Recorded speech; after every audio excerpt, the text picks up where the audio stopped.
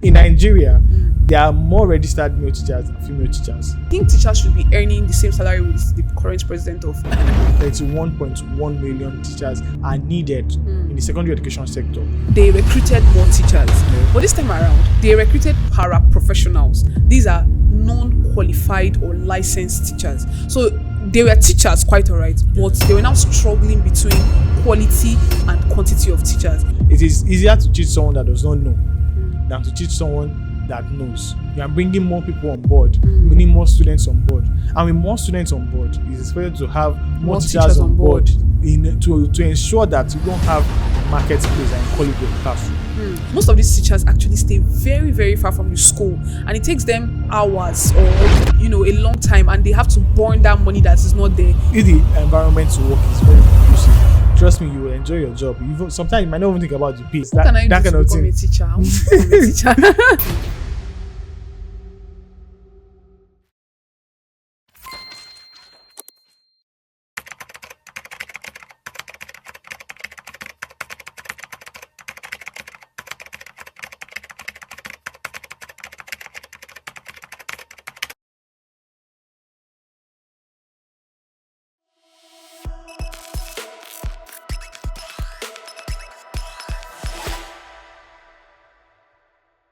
Hi guys, you're welcome to Timeline. My name is Jonas, and of course I'm here with the most handsome, the most you get it. How are you, boy? What's going on? Am I safe? My guy, how far now? Very good. You want to remove my hand? Which one? I was actually being gentle. How you doing, Paul? It's been a while. Very well, thank you. Yeah, you look good, by the way. Thank you. I know this Can is the I say first time that I'm again? saying. I'm not saying it. Really? I rather not. Okay, I'll go and watch it again. All right, guys, thank you so much for joining the Timeline Show, and of course, it's an honor to have you, still me, John Eze, and Paul Ladikpupo in the building. Okay, so let's go like this. They say children are the leaders of tomorrow. And of course, who are going to be the leaders? Who are going to help them to be the leaders of tomorrow? They are the teachers. And there's another saying, unfortunately, that teachers' reward is in heaven, not on earth. Well, maybe that's what's bringing us to our topic for today. Our topic for today is global teachers shortage.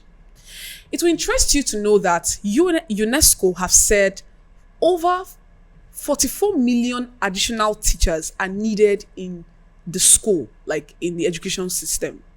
And coming to sub-Saharan Africa, we need like 15 million teachers, additional of them, in the sector. Now, in Europe and Latin America, we need like 4.88 additional million teachers. And 31.1 million additional teachers are needed for secondary school in the world. This is so plenty, Paul. What's going on? Like, it's a lot. Why? What's going on? Why is that global teacher shortage? To start with, right? And sorry, before you continue, mind you, Paul is actually a very renowned teacher, a professor for that matter. I can't wait to, Okay, let's hear you, Paul. I'm not proud. I'm very humble. So thank you very much for that recognition. You're welcome. So you don't need to mention. So yeah, what it means to have a teacher shortage simply means that we don't have enough of teachers in the classroom to teach students. And what do we mean by we don't have enough of teachers? There's a global teacher to students ratio that should be in every class. Yeah. And the standard, although it might vary depending on where you are exactly, right? But this global acceptable one is between 16 and 24 students in one class per teacher to a teacher. Yeah. Although in developed countries, for example, we have some 10 to 20 students to a teacher. In places like South Africa, we have 30 to 1 teacher, and this number keeps varying depending on the place. I think there's a part as well that is even 50 to 1 teacher as well. All of these things, they vary, but the standard, the acceptable one is 16 to 24 students to 1 teacher. Okay. And the reason of this is so that you don't have a marketplace. In the sense that if a class is being too rowdy, the amount or the rate by which the learning and teaching process will be able to take place in such a class or such an environment is going to be very reduced. Because again, teaching is not just about being in the classroom. The classroom has to be conducive enough for teaching and learning process to take place. That's why we don't have learning and teaching process in the field, for example. What should happen there is that people should play ball there. Do you understand? Yeah. In the dining hall, for example, what should happen there is that students should eat. Do you get? Yeah. So there is a right place and right time for students to for them to be able to learn, and that's why because we don't have enough of teachers now. That's why we are facing all of these things. And not us is specifically teachers in primary and secondary education. Like you said earlier on, that 31.1 million teachers are needed in the secondary education sector. Yeah. And the reason why it's like that is because you see these two sectors, the primary and secondary, are very important in the upbringing of any student. Because once you get to the tertiary institution, it's more like you're painting the building already. Yeah, you're on your own. The primary school lays the foundation. The secondary school ensures that everything is well fitted in the building. Yeah. And then you see the tertiary is just to beautify what you've already learned. Because again, you're building on that, right? And if all of this, there's an holy book that says that if the foundation be destroyed, what can the righteous do? Hallelujah. If the foundation is destroyed, foundation of education in this instance now, there is nothing that can be done unless the person is willing to relearn. Because again, it is easier to teach someone that does not know than to teach someone that knows. Because someone that knows is coming to his doubt. That's why it is easier for children to learn things compared to adults. All right, so thank you so much, Paul. Let's now date back to where all these things is coming from, like the historical context of it. So this thing is not new, right? It's not the first time it's happening. It has happened before, and we hope it doesn't happen again. Amen. So it's the first time it happened was after our World War, and what happened in this particular time was that, because obviously there was shortage in across all sectors, and so education as well was affected. Not left out. Exactly, it was affected. And so what happened was that they tried to reduce the training time for teachers. Apart from reducing training time of teachers, they tried to have the teachers exchange program, where, for example, me in France, I have about a lot of maths teachers in France, and then you that are in Germany, we have a lot of English teachers. I need English, you need maths, and then we exchange teachers. So you give me maybe 5 from English, I give you 5 as well from maths. And again, I feel like that particular solution is even very much encouraged, because again, you are bringing a different kind of education to students from the comfort of their home, meaning that someone that is in France it might even in sometimes learn German as well, because teachers, there are some teachers that are students that are also teachers that are able to connect to themselves so much, and you might even get to that point where you're even learning the teacher's language, things like that, even little jokes, little things that are being said in the class. Teacher might want to say it in German, and so you are learning a new language already from the comfort of your home. And again, in the 1970s as well, there was the campaign and the need for expansion of universal primary education. And at this time again, the problems resurfaced. And one might want to say that, okay, is there any time that they mention all of these problems or they bring up all of this campaign, and that is when this happens? But again, it is normal, because with a campaign, for example, now you're expanding something. If you're expanding, it means that you are bringing more people on board, meaning more students on board. And with more students on board, it's expected to have more teachers on board to ensure that you don't have a marketplace and you call it the classroom. Now, let's get to from 2000 to 2020, that period, there's what we called globalization of teacher demand, and this was when they needed teachers, just like you were talking about the ratio balancing of students and teachers. So there were a lot of shortage of teachers actually. So they decided to do something, and what they did was they recruited more teachers, but this time around they recruited paraprofessionals. These are non-qualified or licensed teachers. So they were teachers, quite all right, but they were now struggling between quality and quantity of teachers, and this actually led to a very huge challenge that they were facing, like the world was facing. And then after that, right, we had the one of COVID again. COVID chased a lot of people from their jobs, and also once again the education sector was affected. And this time around it was quite different, because for some, it had to force them into early retirement. Yeah. For some, because of their health risk, they couldn't resume again. For some, They had to switch to remote. Because they had to switch to remote. Yeah. And again, when you're switching to remote, you don't need it's not the same as a classroom. So you might not need enough of teachers. So places where they couldn't afford to have all of them again on board, they had to drop some teachers. And dropping some, meaning that such a person has to leave that profession to go find another food for their family. And once again now, in 2024, we're facing these issues once again at the moment. But we need teachers, 44 million worldwide. Again, the number reduced recently. At the last time of the last research from UNESCO, the numbers was 69. I think that was either 2 or 4 years ago now. I really can't remember now. But the point is that within that time and this time, before it was 69 million, now we have 44 million. It has reduced. I won't say significantly, but at least that's a large number. We're looking at about 20 million in reduction. That's like 25 million in reduction, and that's actually good. So if we can just continue with this particular method or reduction at this momentum, right? With this particular momentum, we'll be able to reach enough where students across the globe have enough teachers in the classroom. And also the aging part of it is not should not be overemphasized. Like, I mean that teachers that became old and they had to retire, so they were not like younger teachers to replace these elderly ones that are already leaving the profession.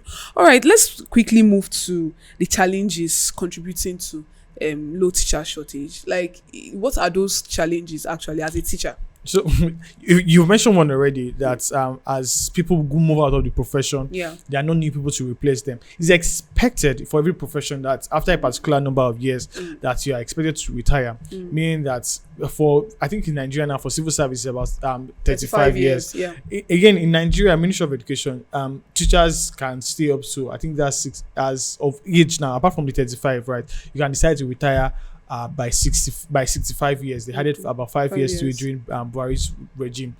What that means is that for every time, once you get your employment letter, right, you should know that, okay, after 35 years, I should leave this profession. But the thing with retirement is that as people are going, there are not enough people to come on board to replace those that are going. It's expected that it should be a very seamless handing over, meaning that as 100 people are going, you're having 100 more people to join to fill up those 100 open space that were just open. It's not just by just promoting someone, right? It's also by employing or recruiting new people. And again, that leads me to the fact that, for example, in my class, right, when I was being inducted, at least in my school alone, were about 1.15. That's 1,500 student teachers that were inducted. Or most of my class, for example, were 82, and I could tell you that not up to 50% of us in that class are currently teaching. Practicing the profession. Not up to 50%. And that's why we have teachers shortage. Meaning that, and I'm going somewhere with this, right? Meaning that obviously there's the shortage, right? And the reason why it's like that is because the profession is not attractive enough, right? There is low pay. Meaning that usually teachers don't get enough competitive salary to sustain them and their family in their environment where they live, in their local community. All right, let's just go on a short break. But when we come back, I'm really, really interested in that payments part, because I think teachers should be earning the same salary with the current president of. All right, so we'll go on a short break. When we come back, more details.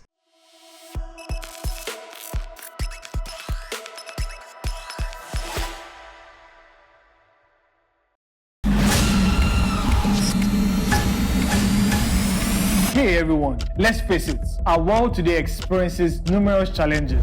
And guess what? Our community isn't off the hook either.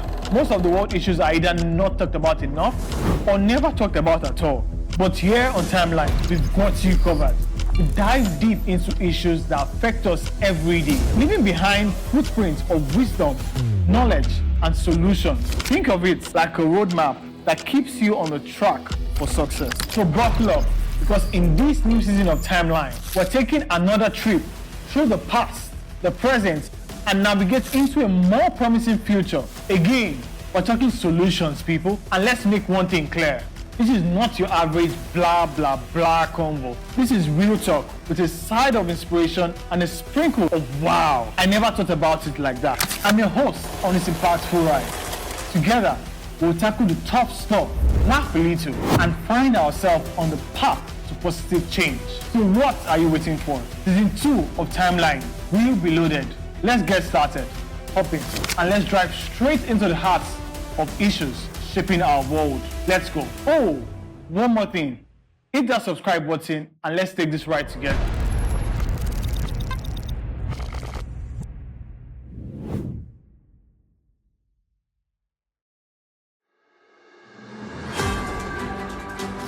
Every day, amazing stories of hope and tenacity unfold across the globe. On Hued Hour, we dive into these inspiring tales and discuss the vital work being done in the humanitarian and development space.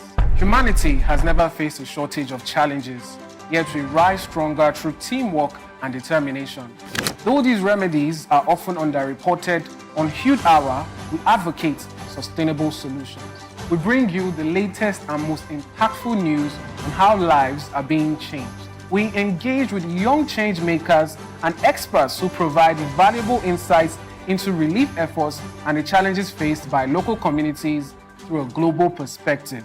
Join us every Wednesday by 8 a.m. on Hued Network's YouTube channel as we embark on this journey of positive change.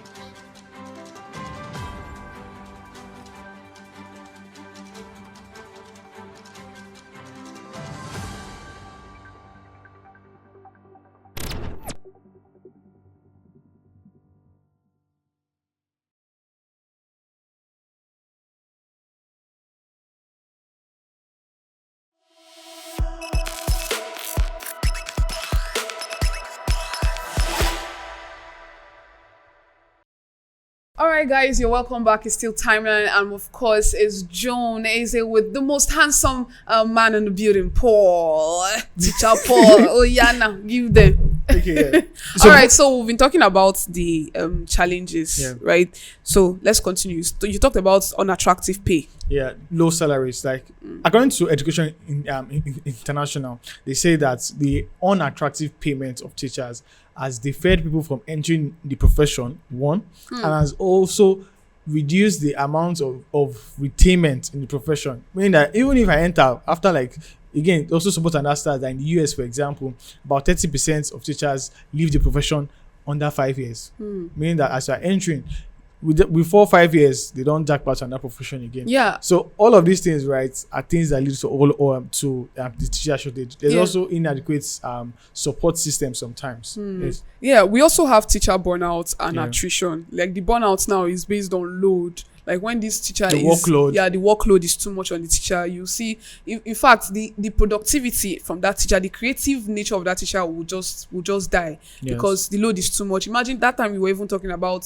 100 children or 100 students to one teacher. The whole ratio is not balanced. That can actually lead to the teacher burnout and also teacher attrition. That's when in the first 5 years of their life in the practicing profession, exactly, they tend to leave the profession because they are tired, they are just not getting what they want, and they are just very, very again, teachers in STEM, for example, that STEM as in science, technology, engineering and maths. Teachers that in that field, right, they tend to leave the profession more than any other teachers. In Rwanda, for example, we have maths teachers as the highest number of teachers that leave the profession. Why won't they leave? It's easy to solve maths. Actually, it's easy to solve maths. And again, other data also show that lack of professional development also prompts people to leave, or is one of the reasons why people have to leave the profession. In the sense that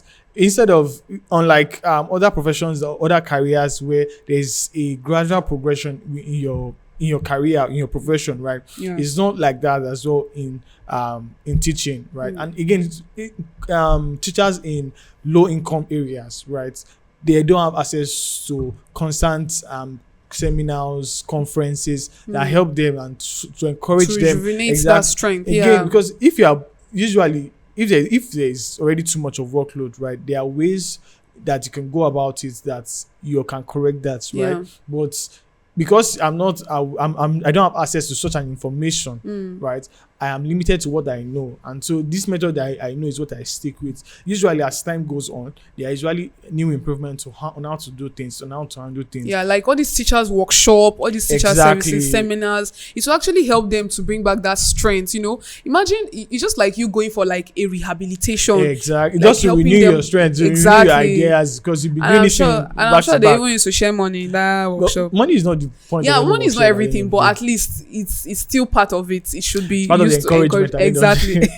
Yeah. All right, so let's move to the impact now. There are various places, there are various aspects that this global teacher shortage has actually impacted on. So can you kindly tell us? So I'll start from the class now, because we have 100 teachers leaving. I'm just giving an instance now. We have 100 teachers leaving, and then we have those 10 to replace them, meaning that these 10 will have to work 10 times better, because they'll have to match up with 90. The work of the 100. Yes. So meaning that 10 people, one person will have to do the work of 10 people.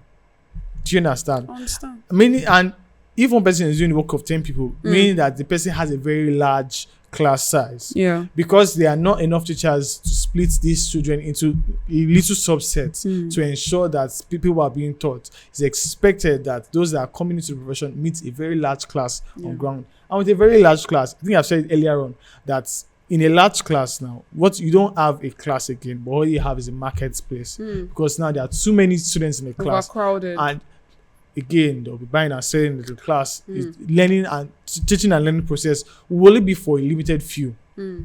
Only few people can concentrate in such a rowdy class. Yeah, speaking of less concentration, this is even what leads to poor student performance. Yes. Because by the time the class is overcrowded, you will not even hear what the teacher is saying. It's not be like another kind of setting, just like you called it a market setting, where this person is talking, this person is talking. And when the teacher, you will be saying, okay, will you keep quiet? That kind of thing. That again brings stress on the teacher, because will you keep quiet? It's not just an easy thing to say. and also, with all of this, right, comes reduced quality of education. A class that is meant to be for 40 minutes, after you've used like 30 minutes to say, will you keep quiet? You just have 10 minutes to teach the student. That's not enough time for you to teach anybody. And so with reduced quality, right, it's more like a circle, right? Everything is all intertwined at the end of the day. With a reduced quality of education is poor performance of the student, and with that poor performance on the student, on the teacher's side, it affects the teacher, because you are not getting good reward from your students, and that's very disheartening, I must say. Yeah, and again, this financial stress is another thing too. Like I just feel teachers are underpaid, they are under rewarded, they are not really getting the particular thing that this one you're nodding your head. It's obvious that you're not even getting the money. Maybe that was why you left the teaching profession. Now again, for me, right, I love teaching, and I'm not sure I'll ever leave the profession per se. I'll always be there. Very soon, they will soon increase people's salary, and you will have to come back. All right, so quickly, let's go to the strategies. I know that's where we are all talking about solutions. Solutions. So what are those solutions? As a teacher now, on behalf of all the Teachers Association, what do you think that it should be done? What are those strategies or policies that should be taken in order to bring you people back to the profession? Okay, the very first thing I feel is to improve the working conditions. The conditions in school for a teacher should be very conducive that even you say if you want to work there, because again we spend about 33% of our daily time at work. That's about 8 hours roughly. So, and teachers is even more than 8 hours, because you have to come to school before the students. After being in school, you have to even stay back. After they go again, you have to stay back. So usually it's more than 8 hours that teachers spend in school. So if there's if the environment to work is very conducive, trust me, you will enjoy your job. Sometimes you might not even think about the pay, right? And again, another thing which is very important is the pay, because at the end of the day, right, there's the pressure from the family, there's pressure from the environment, there's pressure from friends as well, of you to pay bills, clear bills. There are always bills for people to pay. And so if there's an increase in salary, right, it's expected that the teacher would want to even stay, as just like the way in Education International said, that that's the reasons why people leave this thing is because of the low salary. If you increase their salary, people might want to stay there. Do you understand? People might even again, after having your certificate, for example, there are 50% of my class that are not in profession today. After having a certificate now, they are not teaching with it, meaning that more or less like they wasted money, right? Because at the end of the day, you're not using a certificate to it, but there's that. And also there's also community engagement and support. Yeah. It's important for community members to support teachers. And I'm not saying that I should donate to them per se, right? But things you say as a teacher, right? Imagine that there's this podcast I listen to of teachers that are in the US, right? And one thing that interests me there is how they relate, and they talk more of real life experiences there.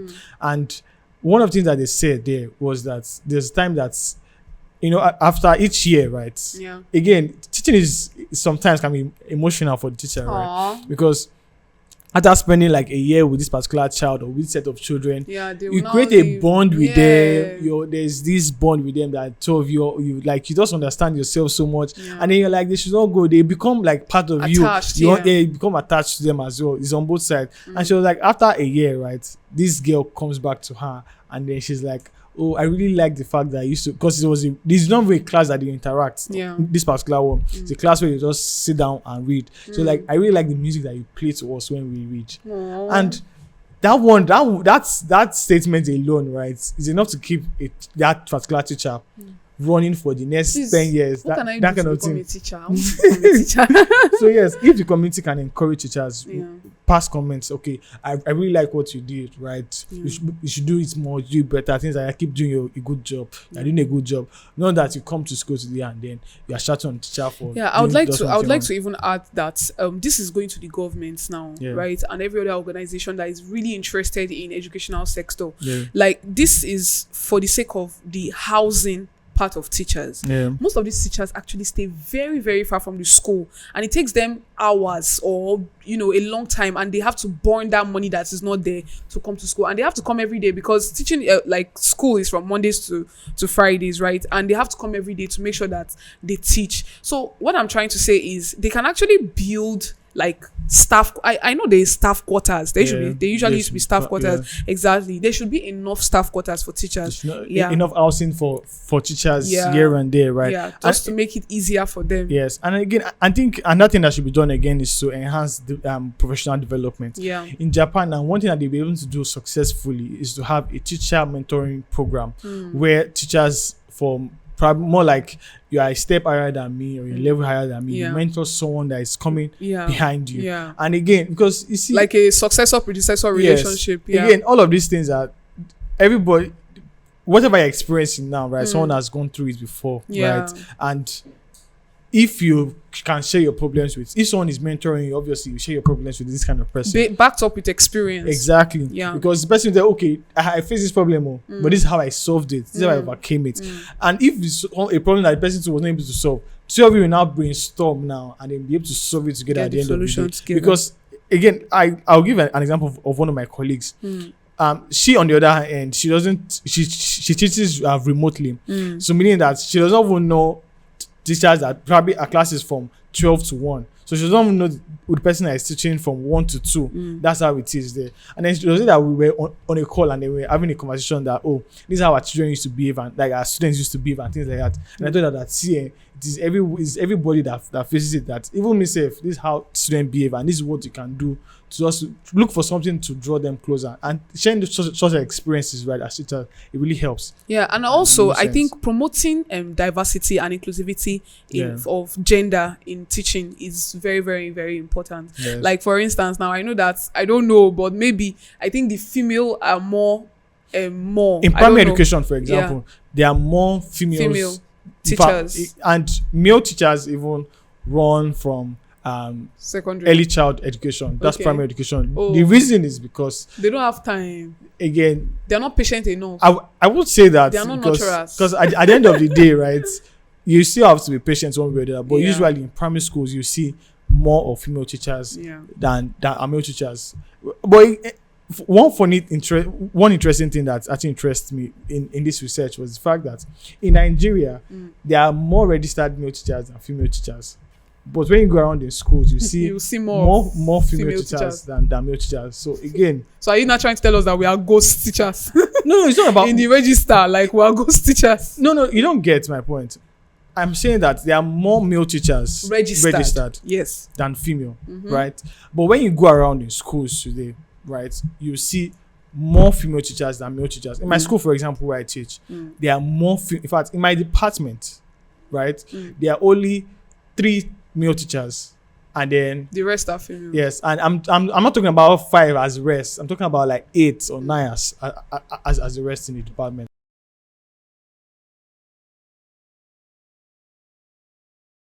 Recommendations now. So now, what are those recommendations you feel like personally? You know, on a personal level now, right, from my own point of view, as far as I can see, right, Yeah. is again the teaching profession is very sweet. I will not even lie, because unlike every other profession, you have to go to work every day, but in teaching profession, after 12 weeks, you have free 1 week. Like within every 13 weeks, you have a free 1 week to yourself. You have the weekend to yourself. Sometimes every public holiday, you have it to yourself. Children's Day, you have it to yourself. Aww. There is also summer break. After 13 weeks, you're going on either 2 weeks or 8. For example, for December, I think it's about 2 or 3 weeks, depending on what school. Yeah. For January break, there's also April break, right, which is usually 4 weeks. Yeah. And then we have the longest one that everybody always looks out for, which is summer break. Yeah. Summer break is the longest of all of the holidays, about 8 weeks, sometimes 10, depending on how lucky you are at the end of the day. But again, it's all of these things are very attractive. They are very sweet bonus. But again, right, more while at the job, see those 13 weeks. That's 13 times 5. Those days that you're going to, that's about 65 days that you spent while in school, right? Yeah. They are going to be serious work, tedious work. And to reduce all of this, I think the very first thing that government has to do, right, is to try to employ more people into the profession. Yeah. Do massive employment. Might not be just on employment, right? Also do massive training, right? Try to attract people to this profession. Give them things that can stay, so that they can stay, right? Not that after 5 years again they go on to another thing. It's also important to review people's salary. Either biannually, or there should be a pattern where they review that their salary to ensure that their salary is also competitive. And again, improving the standards of our school. There are some schools that you will go to that you'll not even be able to sit down in your office comfortably. You can't invite someone to your office and say, oh, this is my office, right? If all of those things are worked on, if all of those things are improved on, I feel like people will want to come into the profession, actually. People will want to stay, because children are very sweet individuals. Permit me to call you. Thank you so much, Teacher Paul, or will I call you Professor Paul? I can't wait to see you at the top in the. I will soon join very soon. There's enough space there. The sky is wide enough for everybody At to least fly. by the time I join, it will now be 43 million people are needed. Oh, what am I saying? Only 1 million. Actually, we need people like you. People that can do the job of 1 million people, actually. There's no problem.